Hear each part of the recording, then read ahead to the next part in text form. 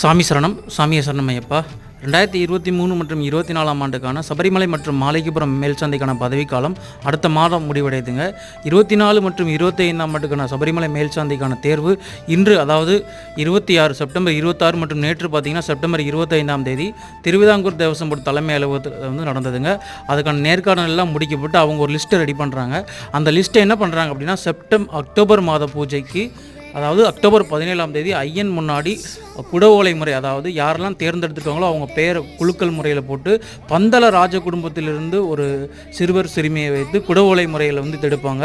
அவங்க தான் பார்த்தீங்கன்னா இந்த 2024 மற்றும் 25ஆம் ஆண்டுக்கான மேல்சாந்தியாக சபரிமலை சன்னிதானத்தில் ஐயனின் திருப்பணியை தொடர போகிறாங்க. சாமி சரணம், சாமியே சரணம் ஐயப்பா.